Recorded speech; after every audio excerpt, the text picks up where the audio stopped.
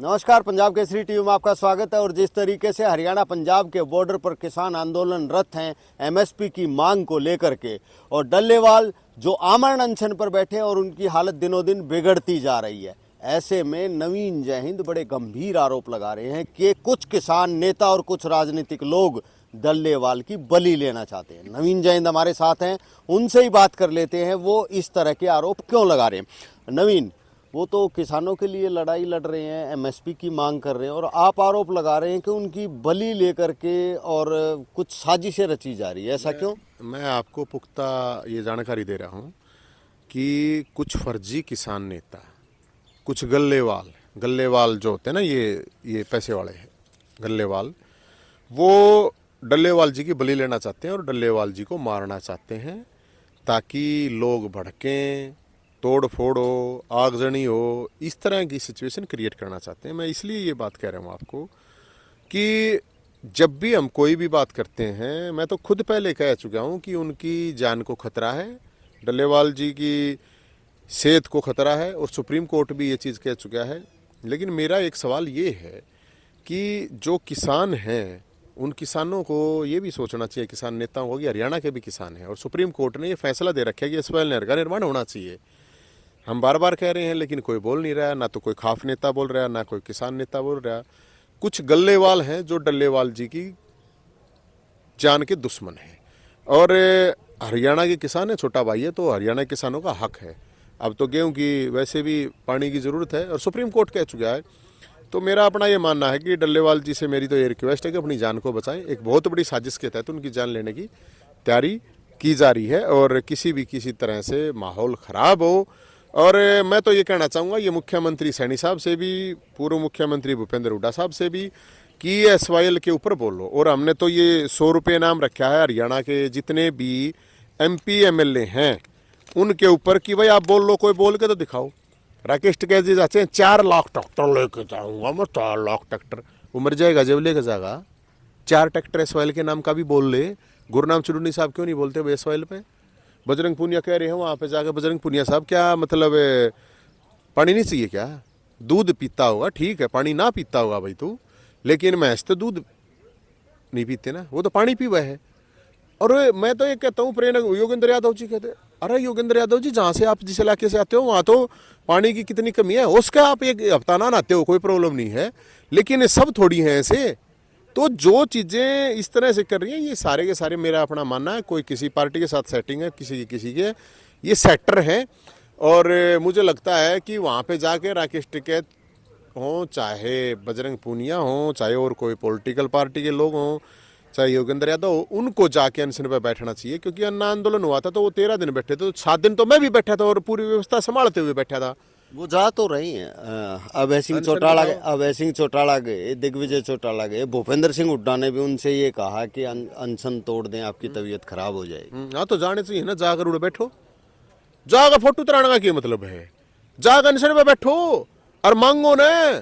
कल महापंचायत बताओ, मांगो एसवाईएल नहर का पानी, मांगो आके। यो कौन सा मतलब, यो कौन सा भाईचारा हो? एक तरफा कौन सा भाईचारा हो? एक तरफा प्यार कौन सा हो? अरे ये टोटल फर्जापा चल रहा है। और मैंने आपको बता दिया, उस बूढ़े आदमी की बलि लेना चाहते हैं। और मैं तो माननीय सुप्रीम कोर्ट से भी कहना चाहूँगा, जो एसवाईएल का निर्णय आप लोगों ने दिया था, या तो उसको उल्टा ले लो और इसको इम्प्लीमेंट करवाओ, और पूरी की पूरी इसकी जांच पड़ताल हो जाएगी तो पता चल जाएगा। तो ये कहीं ना कहीं आपका बयान भी ऐसा नहीं लगता उस किसान आंदोलन को कमजोर करने वाला है? या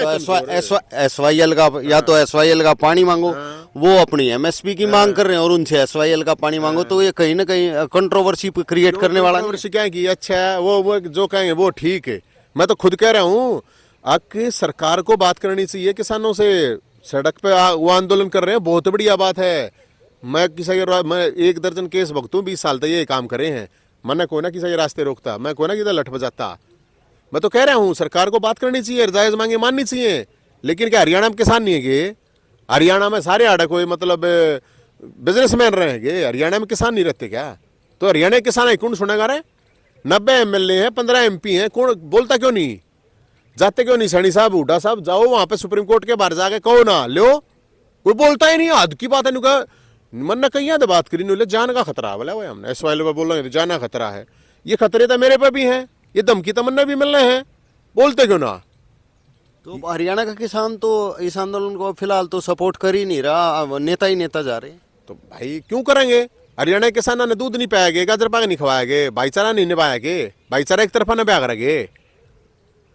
हरियाणा के लोगों से मेरी अपील है कि ये नेता है, अपने नेताओं से पूछिए, चाहे कोई बीजेपी का, कांग्रेस का, चाहे कार्यकर्ता भी है। हालांकि कुछ तो आजकल सब ने गुलाम पाल रखे हैं।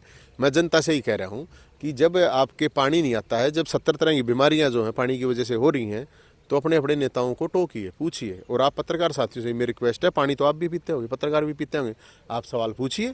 क्यों नहीं पूछते? अभी 20 लाख एकड़ जमीन बंजर पड़ी है, 70 डाल की बीमारी होने लग रही है, कैंसर होने लग रहे हैं, हॉस्पिटल खोले तो इलाज होगा के? इलाज बीमारी हो गई, कौन ऐसा काम क्यों नहीं करते? तो मेरी रिक्वेस्ट है सभी पॉलिटिकल पार्टी के नेताओं से कि वो इकट्ठा होकर प्रधानमंत्री जी से मिले, सुप्रीम कोर्ट से मिले SYL नहर के लिए। मैं तो मर सकता हूँ, मैं मुर्दे को तो ना मरने दूँ। तो डल्लेवाल साहब भी ये कह रहे हैं कि मेरी सुरक्षा बढ़ा दो, मुझको उठाकर ले जाया जा सकता है और मेरा अनशन तोड़वाया जा सकता है। तो जानकारी के लिए दे दूं, डल्लेवाल जी को किसी पुलिस से खतरा ना है। वो पंजाब पुलिस से भी खतरा नहीं है, मैं बताऊं आपने, और भी है पुलिस फोर्स खतरा नहीं है। जो उसके चारों तरफ गल्लेवाल बैठे हैं ना, उनसे खतरा है, गल्ले वालों से खतरा है। डल्लेवाल जी को किसी पुलिस फोर्स से खतरा नहीं है, और उसकी बलि लेने की पूरी तैयारी हो रही है। देख लियो मेरी बात, नहीं से ना याद कर लियो। तो किसान नेता, वो तो अपने आप को बहुत बड़े किसान नेता, जैसे राकेश टिकैत अपने आप को बहुत बड़ा किसान नेता कहते हैं, गुरुराम चडूनी हरियाणा के किसानों का नेता अपने आप को बताते हैं, उधर योगेंद्र यादव हैं, वो अपने आप को किसान नेता बताते। तो अब की बार किसान उनके कहने पे आ क्यों नहीं रहे? अरे सेक्टर है, सेक्टर लोगों ने बेरा पाट गया, क्या है ये किसान नेता है? सेक्टर है ये सब, सेक्टर। ये बात को कहना चाहता नहीं बेरा सब ने है, सब ने बेरा इस बात का कौन किस ताई बैटिंग करे, कौन किस ताई फील्डिंग करे, कौन किस ताई कैचिंग करे, कौन किस सारा का बेरा है सब ना।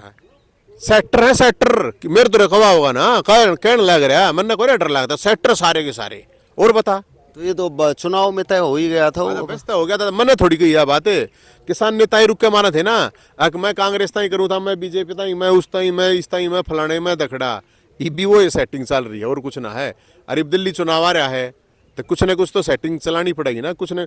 तो ये जो गल्लेवाल है, इन गल्लेवालों से बचो। डल्लेवाल साहब, मैं तो अपने बड़े बुजुर्ग नेता, किसान नेता, उनसे हाथ जोड़ के रिक्वेस्ट करूं, अपनी जान ना बचा ले, ना तो तेरी बलि लेंगे। तो नवीन जैन का साफ तौर पर यही कहना है कि किसान संगठन के जो नेता हैं वो डल्लेवाल की खिलाफ साजिश कर रहे हैं और उनकी बलि लेना चाहते हैं सिर्फ अपने स्वार्थ पूर्ति के लिए। तो नवीन जैन का डल्लेवाल जी से ये निवेदन है कि वो अपनी जान को बचाएं, और इनका ये कहना है कि SYL को लेकर भी बात होनी चाहिए ताकि हरियाणा के किसानों को भी उनके हक का पानी मिल सके। और चाहे बीजेपी के लोग हों, चाहे कांग्रेस पार्टी के लोग हों, या कोई भी पॉलिटिकल पार्टी हरियाणा की, वो भी SYL के लिए मांग उठाए। वहाँ किसानों के धरने पर जाकर बड़ी बड़ी बातें करने से अच्छा यही है कि अपने प्रदेश के किसानों की हक की आवाज़ उठाई जाए। रोहतक से मैं दीपक भारद्वाज, पंजाब केसरी टीवी। हमसे जुड़े रहने के लिए हमारे YouTube चैनल को सब्सक्राइब करें और नई वीडियो की नोटिफिकेशन के लिए बेल आइकॉन को दबाएं। अगर आप ये वीडियो Facebook पर देख रहे हैं तो लाइक जरूर करें और ज्यादा से ज्यादा शेयर करें। धन्यवाद।